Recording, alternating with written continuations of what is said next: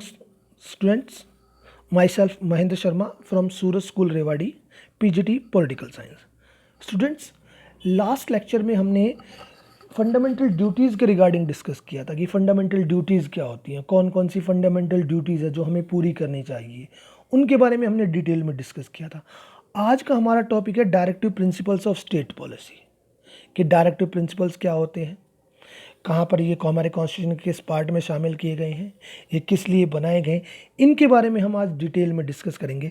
तो आज का हमारा टॉपिक है directive principles of state policy. Directive principle जो है गाइडलाइंस है, सेंटर और स्टेट गवर्नमेंट के लिए गाइडलाइंस है कि जब भी वो कोई भी नया लॉ बनाएगी या नई कोई पॉलिसी बनाएगी तो इन गाइडलाइंस को वो अपने माइंड में रखेगी। ये गवर्नमेंट की ड्यूटी है। और देखो, गवर्नमेंट की ड्यूटी ये है कि वो एक जस्ट सोसाइटी बनाए, एक वेलफेयर सोसाइटी बनाए। तो जब भी कोई नया लॉ बनाएगी या पॉलिसी बनाएगी तो स्टेट गवर्नमेंट को इन प्रिंसिपल्स को, उस लॉ या पॉलिसी जब बनाएगी तो इन चीज़ों को अपने माइंड में रखना होगा, इन चीज़ों को उन पर अप्लाई करना होगा ताकि एक जस्ट सोसाइटी को एस्टेब्लिश किया जा सके। ओके, और ये हमारे कॉन्स्टिट्यूशन के 4th पार्ट में शामिल किया गया है। कॉन्स्टिट्यूशन का जो पार्ट 4 है उसमें डायरेक्टिव प्रिंसिपल्स को शामिल किया गया है। और इसके साथ साथ ये चीज़ भी ध्यान रखिएगा कि इनको हम कोर्ट में चैलेंज नहीं कर सकते, यानी कि डायरेक्टिव प्रिंसिपल्स को हम कोर्ट में चैलेंज नहीं कर सकते। जैसे फंडामेंटल राइट्स से अगर हमारा कहीं भी वायलेशन होता है तो हम फंडामेंटल राइट्स को कॉन्स्टिट्यूशन उस कोर्ट के द्वारा वापस ले सकते हैं, लेकिन इनके रिगार्डिंग ऐसा नहीं कि आप इन्हें कोर्ट में चैलेंज नहीं कर सकते हैं। ओके स्टूडेंट्स, डायरेक्टिव प्रिंसिपल्स जो है आर्टिकल 36 से 51 तक इंक्लूड किया गया है। तो 36 और 37 में जनरली जो हमने अभी डिस्कस किया कि इसका मीनिंग क्या है, ये चीज़ इनके बारे में दिया गया है। अब देखिए आर्टिकल 38 है कि आर्टिकल 38 में क्या है। देखिए आर्टिकल 38 में कह रहा है कि state to secure a social order for the promotion of welfare of the people, कि लोगों के वेलफेयर के लिए स्टेट ये सिक्योर करेगा कि स्टेट एक सोशल ऑर्डर सिक्योर करेगा, उसको प्रमोट करेगा कि एक जस्ट सोसाइटी हो कि जहाँ पर किसी के साथ कोई डिस्क्रिमिनेशन ना हो।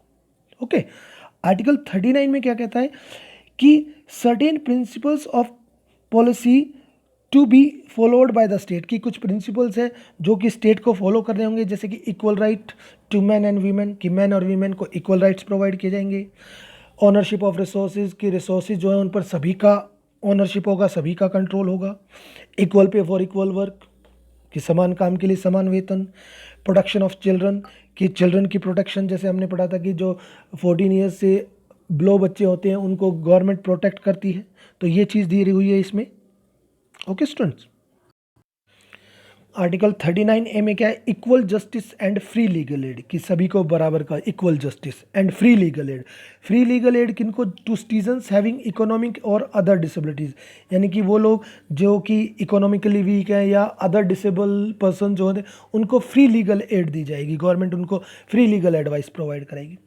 आर्टिकल 40 में क्या कहता है, ऑर्गेनाइजेशन ऑफ विलेज पंचायत, की गाँव में पंचायत होंगी आजकल, जैसे हमारे यहाँ पर हर जगह हैं अभी पंचायत।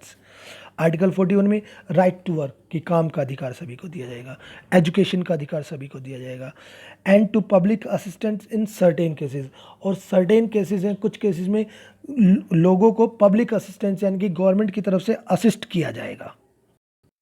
आर्टिकल 42 कहता है provision for just and human condition of work and maternity relief, की कंडीशन ऑफ वर्क, कि जहाँ पर वर्कर्स, कोई भी वर्कर काम कर रहा है तो वहाँ की वर्किंग कंडीशंस अच्छी होनी चाहिए। ठीक है, एक चीज़। दूसरा मैटरनिटी रिलीफ, कि जनरली ये वीमेंस के लिए, कि वीमेंस को मैटरनिटी रिलीव दिया जाए, उनको मैटरनिटी लीव्स प्रोवाइड की जाए। आर्टिकल 43 में है living wages, good working condition etcetera for workers, की वर्कर्स के लिए लिविंग वेज मीन्स एक मिनिमम वेजेस उनको प्रोवाइड की जाए और वर्किंग कंडीशंस अच्छी हो जहाँ पर कि वो बिना किसी परेशानी के काम कर सके। आर्टिकल 43A में participation of workers in management of industries, कि गवर्नमेंट को ऐसी पॉलिसी बनाए कि जिसमें इंडस्ट्रीज़ का जो मैनेजमेंट है उसमें वर्कर्स का भी पार्टिसिपेशन हो, यानी कि वर्कर्स को भी उसमें मौका दिया जाए। आर्टिकल 44 कहता है uniform civil code for the citizens, कि सिटीजन्स के लिए एक जैसा कानून हो, मीन्स अलग अलग कानून नहीं होने चाहिए, देश में एक ही तरह का कानून हो। Article 45 provision for free and compulsory education for children, कि बच्चों को free and compulsory education provide की जाए, कि ऐसा प्रोविज़न बनाया जाए जैसे आप गवर्नमेंट ने बनाया हुआ है, राइट टू एजुकेशन का एक अधिकार दिया गया है जिसमें कि बच्चों को free and compulsory education provide की जाती है। Article 46, promotion of educational and economic interest of scheduled tribes, scheduled caste and other weaker section, कि एजुकेशनल और इकोनॉमिक इंटरेस्ट जो है उनको प्रमोट किया जाए उन किन लोगों के लिए, कि जो आप कह सकते हो एससी कैटेगरी से आते हैं, एसटी कैटेगरी से आते हैं, या और दूसरे जो वीकर सेक्शंस के लोग हैं उनको एजुकेशनली और इकोनॉमिक इंटरेस्ट प्रमोट किया जाए कि वो लोग भी अपना डेवलपमेंट कर सकें। Article 47, duty of the state to raise the level of nutrition, की स्टेट की ड्यूटी है कि न्यूट्रिशन का लेवल जो है वो बढ़ाया जाए, and standard of living standard को रेज किया जाए, and to improve public health, और पब्लिक हेल्थ को इम्प्रूव किया जाए, यानी कि हेल्थ के रिगार्डिंग गवर्नमेंट पॉलिसीज लाई।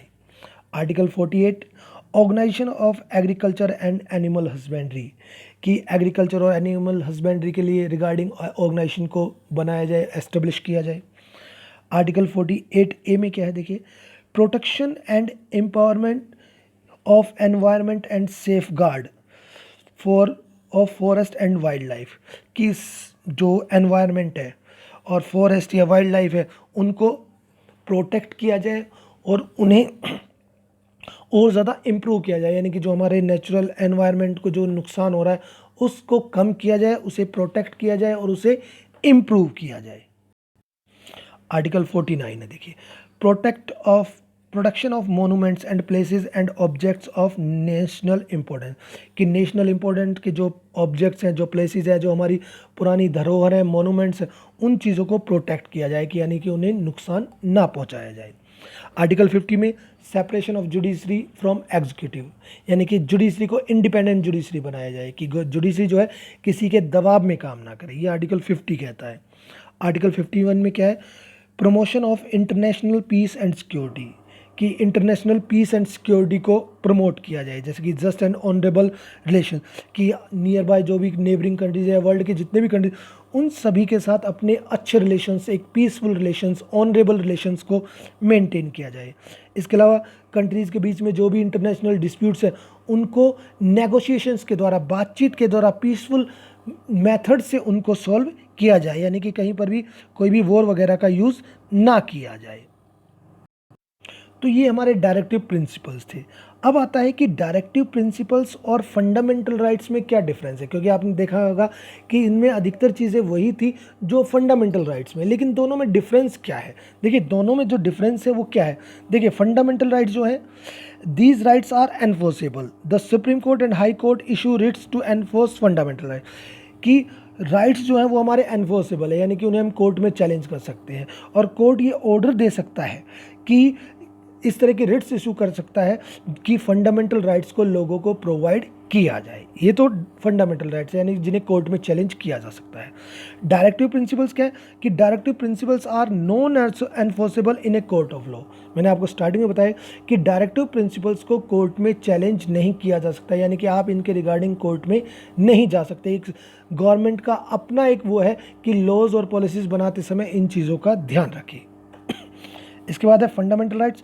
Fundamental rights provide civil liberties, की फंडामेंटल राइट्स लोगों को सिविल लिबर्टीज़ प्रोवाइड करते हैं, जबकि directive principles socio economic justice provide करते हैं, कि सोशल और इकोनॉमिक जस्टिस उनको प्रोवाइड करते हैं कि सोसाइटी में कि डिस्क्रिमिनेशन ना हो, इसके अलावा इकोनॉमिक एक स्टेटस मेंटेन रहे, ये चीज़ें प्रोवाइड करते हैं। इसके अलावा fundamental rights they are limitations upon state action and are therefore negative in nature. देखिए जो हमारे फंडामेंटल राइट्स हैं इनके ऊपर कुछ लिमिटेशंस है कि गवर्नमेंट इनके ऊपर कुछ रोक लगा सकती है, जैसे मैंने आपको बताया था कि जब स्टेट की कंट्री की सिक्योरिटी को खतरा हो तो इनके ऊपर रोक लगाई जा सकती है। And are therefore in negative nature, तो ये नेगेटिव है नेचर में, ये कुछ काम हमें ना करने के लिए वो करते हैं, फोर्स करते हैं। जबकि directive principle they call upon the state to take some initiatives, और जनरली ये क्या है डायरेक्ट प्रिंसिपल, ये स्टेट को वो करते हैं, इनिशिएट करने के लिए बात करते हैं कि स्टेट इस तरह के कुछ डिसीजंस ले for the people and the are positive in nature, कि लोगों के वेलफेयर के लिए कुछ काम करे, कुछ इस तरह की पॉलिसीज़ बनाए और ये पॉजिटिव है कि ये करने के लिए कहते हैं, जबकि फंडामेंटल राइट्स कुछ ना करने के लिए करते हैं। Fundamental rights they are fixed, fundamental rights हमारे फिक्स्ड हैं कि 6 fundamental rights we have and their power is directive principle, their power is wider, और इनकी पावर वाइडर है, यानी कि ये फिक्स नहीं है, ये जनरली सोशल और इकोनॉमिक इंटरेस्ट को डेवलप करने के लिए डायरेक्टिव प्रिंसिपल्स हैं। तो ये इनमें एक डिफरेंस था। ओके स्टूडेंट्स, तो ये हमारी स्टेट डायरेक्टिव प्रिंसिपल्स थे जो कि दिए गए हैं। डायरेक्टिव प्रिंसिपल स्टेट पॉलिसी की, गवर्नमेंट को इन चीज़ों को ध्यान में रखना चाहिए। Okay students, thank you.